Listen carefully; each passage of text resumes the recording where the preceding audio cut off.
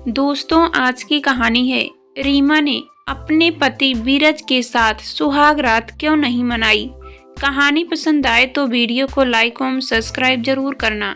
रात के 2 बज रहे थे। घर के सभी लोग गहरी नींद में थे। रीमा चुपचाप उठी और बगल वाले कमरे में चली गई।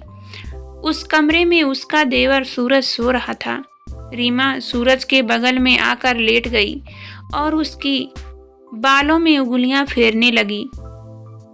उसके लगातार ऐसा करते रहने से सूरज जाग गया और बगल में अपनी भाभी को लेटा देख धीरे धीरे मुस्कुराने लगा। एक दूसरे को सहलाते और चूमते रहने के बाद देवर भाभी ने जब तक ताकत रही जमकर एक दूसरे के साथ खेले। दोनों को एक दूसरे के साथ लेटे हुए सुबह के 5 बज चुके थे।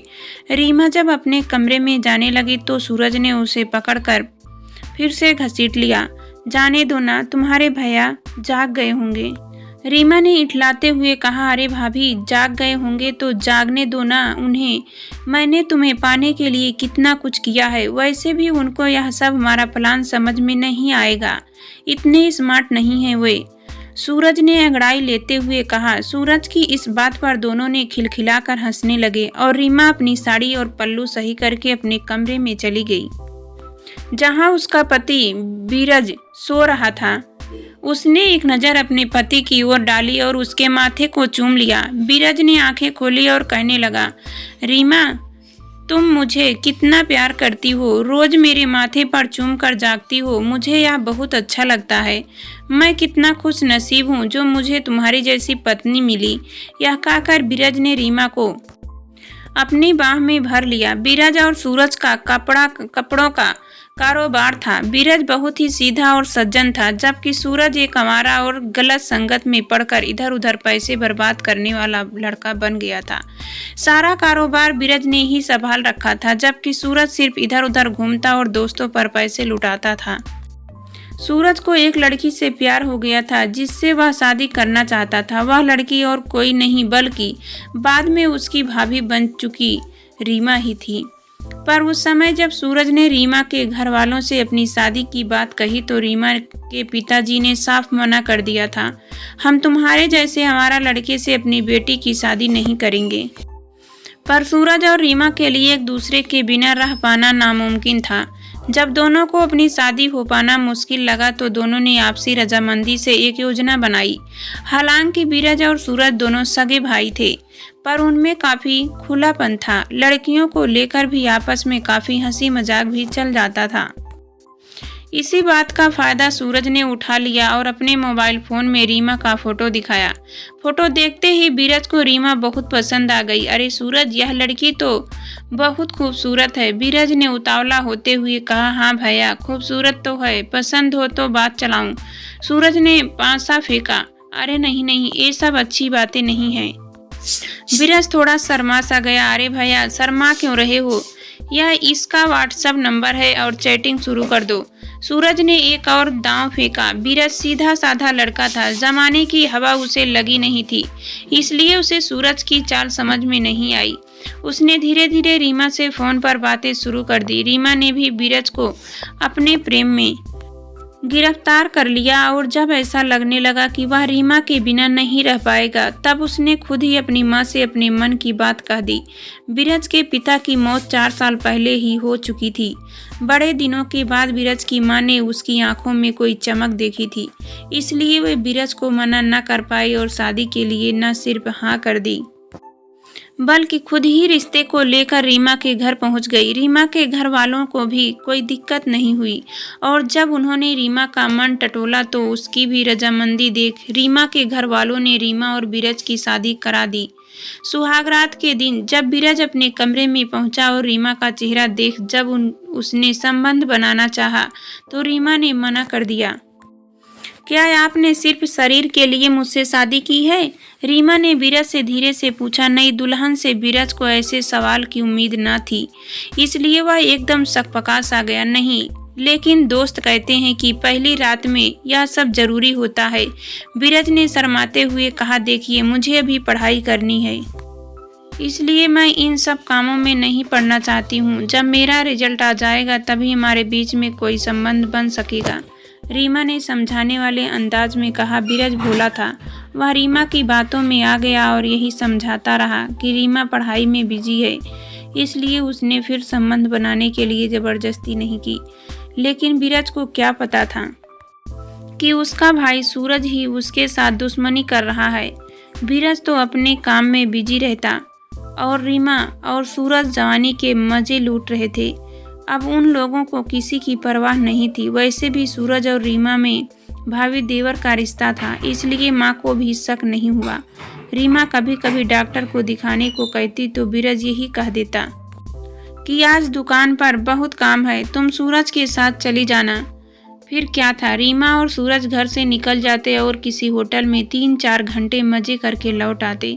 किसी ने सोचा भी न था कि एक प्रेमी जोड़ा अपने प्रेम को कायम रखने के लिए किस कदर गंदे खेल को अंजाम दे सकता है।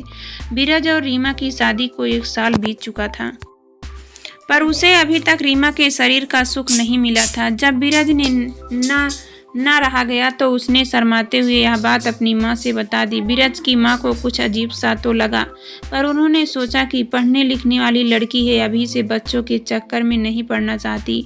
यह सोचकर उन्होंने उल्टे ही बीरज को समझा दिया। एक दिन की बात है, बीरज शाम को दुकान बंद करके घर लौट रहा था। रीमा के लिए गजरा लेने के लिए वह एक दुकान की तरफ बढ़ा। तभी एक पान की गुमटी के पीछे से सूरज की आवाज़ आती हुई सुनाई दी, जो अपने दोस्तों के साथ मस्ती कर रहा था।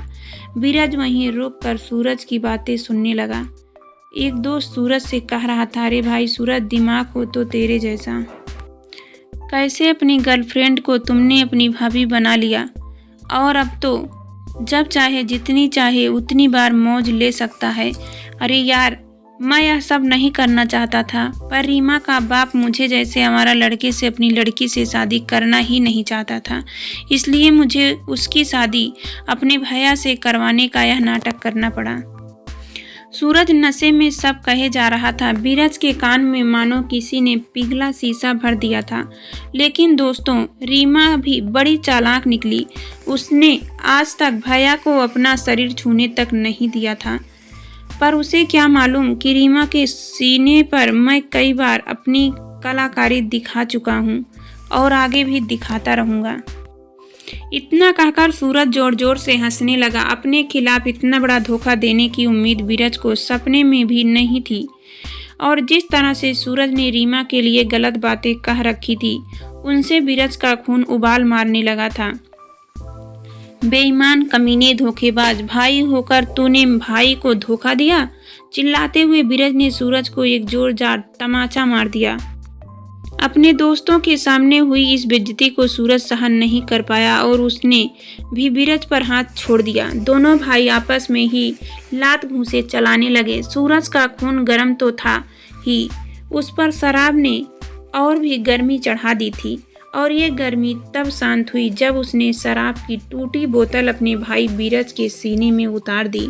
दर्द से छटपटाता बीरज खून से नहा उठा था और कुछ देर में वह शांत हो गया। उसकी मौत हो चुकी थी।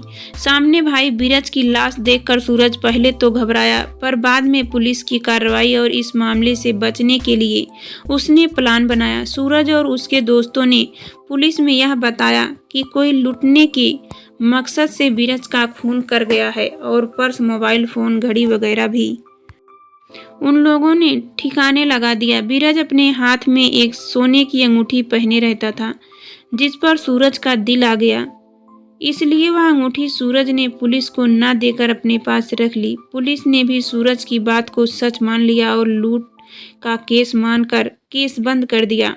बीरज की मां ने भी अपनी फूटी किस्मत समझकर आंसू पोंछ लिए।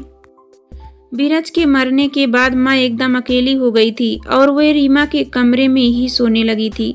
माँ के रीमा के साथ में सोने से सूरज और रीमा का बना बनाया खेल चौपट सा दिखने लगा, क्योंकि अब उन दोनों को जिस्मानी ज़रूरतें पूरी करने की आज़ादी नहीं मिल पा रही थी। इसलिए सूरज ने मन ही मन एक दूसरा प्लान बनाया। माँ, बीरज भैया के जाने के बाद से आप बड़े अशांत रहने लगे हो।